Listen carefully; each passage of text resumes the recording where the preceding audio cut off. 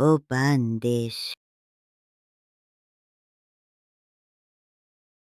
The knock came at 2 a.m. on a Thursday, 3 times, then 3 times again, then once. He knew that knock, had known it his entire life. It was his father's knock. His father had been dead for 2 years, and the room it came from had been sealed since before he moved in. Don't open any sealed rooms tonight. It is time for chapter 129.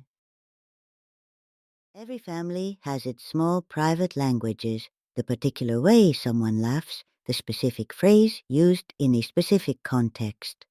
The knock, 331, that his father had used on every door for as long as he could remember.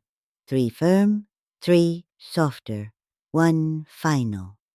A rhythm so specific and so associated with one person that hearing it in the dark from behind a sealed door in a house his father had never visited produced in him not confusion, but immediate and complete recognition.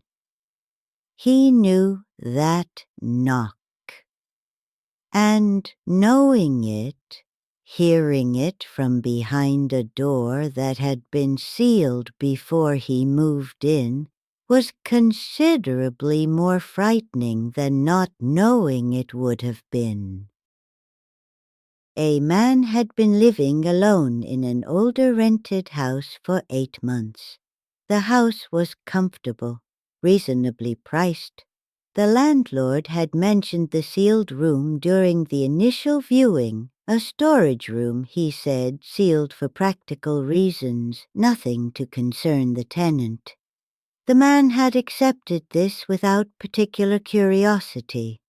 The room was at the end of the upstairs corridor, a plain door, no handle visible, the mechanism apparently removed or covered. He had passed it daily for 8 months without incident. Had stopped noticing it in the way that permanent features of a space stop being noticed. Until the Thursday night. He was awake when it came, not from the knock. He had been awake already, reading, simply awake at 2 a.m. in the way that some people are awake at 2 a.m. without particular reason. He heard it clearly. 3 knocks, a pause, 3 more, a pause, 1. From behind the sealed door at the end of the upstairs corridor. He sat in his bed and listened to the silence that followed. His first thought was not who. His first thought was recognition. He knew that knock, had grown up with that knock, had heard it on his childhood bedroom door hundreds of times. 3 firm, 3 slightly softer, 1 final. His father's knock, his father who had died 2 years ago, who had never been to this house, whose body he had identified himself, whose grave he visited on the anniversary of his death.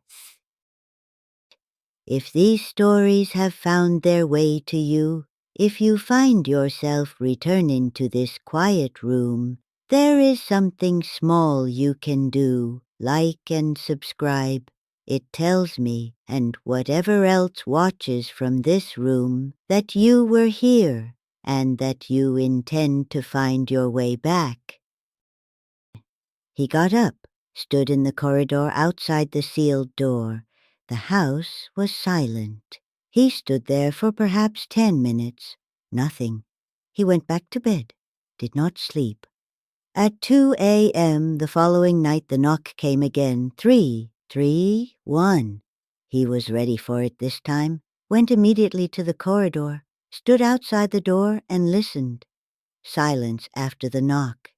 He spoke to the door, said his father's name, quietly, feeling entirely absurd. The silence continued. He went back to bed. On the third night he asked the door a question instead of saying the name, asked whether the knock meant what he thought it meant. One knock from behind the sealed door, immediate, clear answering, shakkoi, that one knock. Cold, in a way that the question being answered was colder than the question not being answered would have been. I wonder, have you ever heard something from a space that should have been empty that you recognized? Not just a sound, something specific, something that could only have come from one source? Perhaps something that told you without words that someone was closer than you thought. Granny is always listening. He established a careful communication over the following weeks. Yes and no questions only. One knock for yes, two for no.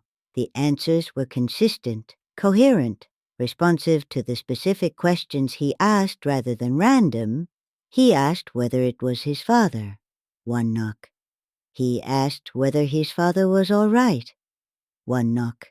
He asked whether the sealed room was where the knocking originated from, or simply where it came through. A long pause, then two knocks. Not from the room. The knock itself was from somewhere else entirely, coming through the sealed room the way a signal comes through a particular receiver. He sat with this information for a long time, on the floor of the upstairs corridor, outside a door that had been sealed before he moved in, talking to his father. You are still here. Good.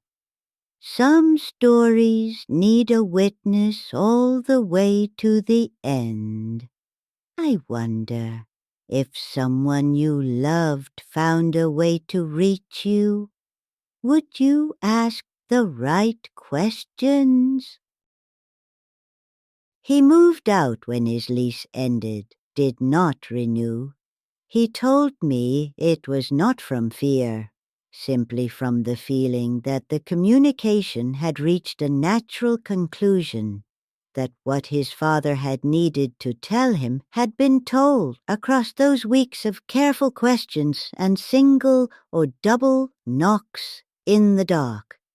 He would not tell me what had been communicated, said it was private, said only that he was glad the sealed room had been there, that he had been in that house at that time, that he had been awake at 2 a.m. on a Thursday in the 8th month of his tenancy, and had recognized a knock he had known his entire life, coming from somewhere his father had found a way to reach. I think about the private languages of families, the specific rhythms and patterns that belong to one person so completely that hearing them from an impossible source produces not confusion but immediate recognition. Most of us carry these patterns without knowing it. The specific knock, the particular phrase, the laugh that belongs to only one person in the world. And I think about what it would mean to hear yours, from behind a sealed door at 2 a.m., in a house the person it belonged to never visited.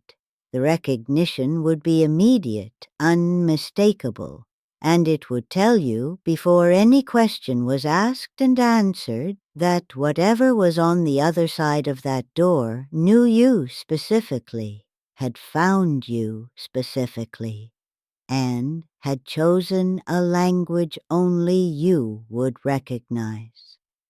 Oshoshina, for whatever found a way through a sealed door to reach the one person who would know what was knocking and why. Another whispered story from Japan, shared quietly here beside the kotatsu.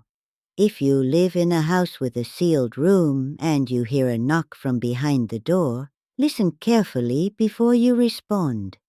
Because if the knock is random, unfamiliar, it is one kind of thing, unexplained, unsettling, but ultimately without specific address.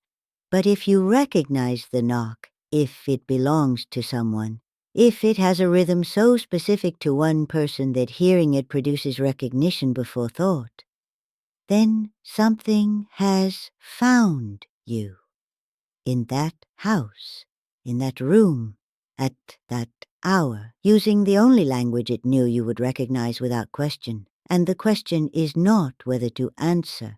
You will answer. The question is whether you are ready for what the answers will tell you, one knock at a time, in the dark, outside a sealed door, from someone who found a way to reach you from wherever they are. If this story stayed with you, if the dark or the shadow feels a little closer tonight, you know where to find me. I am always here, beside the kotatsu, watching, waiting. And if you wish others to find their way here too, there is something small you can do. Like and subscribe. I would not object.